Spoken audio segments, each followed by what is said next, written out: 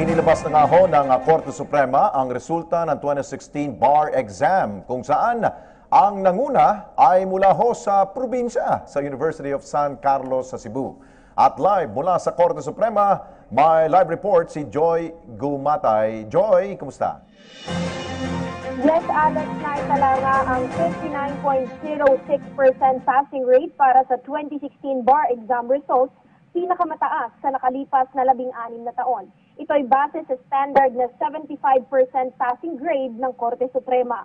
Matapos ang special en banc session, agad na binuksan ang Supreme Court grounds sa mga bar exam takers at kanilang mga mahal sa buhay, kasabay ng pag-anunsyo ni Associate Justice Presbiterio Velasco Jr. sa top-notchers mula sa 3,747 na nakapasa. Si Karen May Calam ng University of San Carlos sa Cebu ang nakakuha ng pinakamataas na gradong 89.05%. Sinunda naman siya ni Alana Quio mula sa Silliman University na nakakuha ng 88.95%. Nagtay naman sina Fiona Lau ng University of San Carlos at Azalia Leong ng Andres Bonifacio College sa 3rd place, nakapwa may gradong 88.80%. Galing naman ng University of San Agustin ang 4th placer na si Alana Babayenon, nakakuha ng 88.75%, at 5th placer ang dabawenyong si Justin Morilla ng Ateneo de Davao University sa kanyang gradong 88.40%.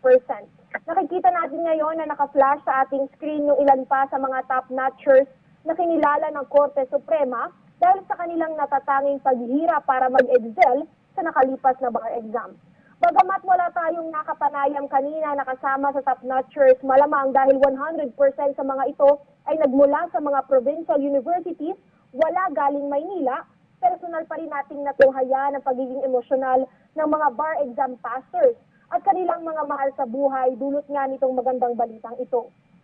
Ang tatlong nakapanayam natin kanina ay mga second-time takers na ng bar exam. Kaya naman laking salamat sila dahil naipasa na nila ito at naniniwala sila na magiging malaking pagbabago ang maidudulot nito sa kanilang paglalakbay sa pagiging isang abogado. Magaganap, Alex, ang oath-taking ng mga bagong abogado ng ating bansa sa darating na Mayo 22 sa Mall of Asia Arena. Mas malaking venue kaysa sa nakasanayan nating Philippine International Convention Center o PICC dahil ayon si Associate Justice Velasco, ito ay dahil sa malaking bilang ngayon ng 2016 bar exam passers. Alex?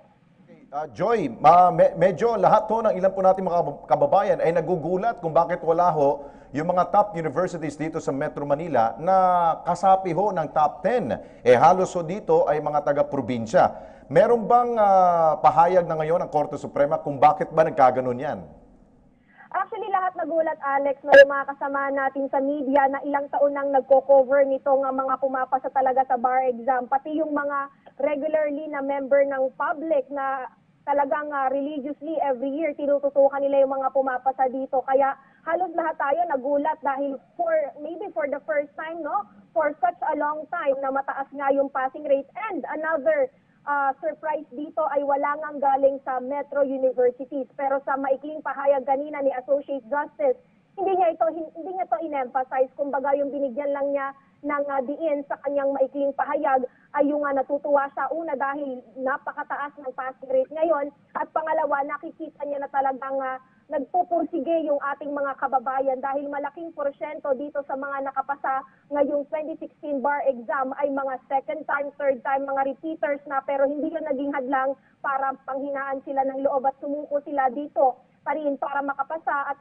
ma-practice nila yung kanilang profesyon bilang abogado. Alex? Yes, you said the right word, Joy. Yung sinabi mong pagpupursige, yun ang talagang mahalaga para ho sa mga board examiners para ho talagang makuha nila yung top 10. Kaya siguro lahat to sa mga nasa top 10 at sa lahat po ng pumasa, congratulations sa inyong lahat. Kayo na po ang mga bagong abogado dito sa Pilipinas. So Joy Gumatay, maraming salamat. Maraming salamat, Alex, para sa PTV News mula dito sa Korte Suprema, Joy Gumatay.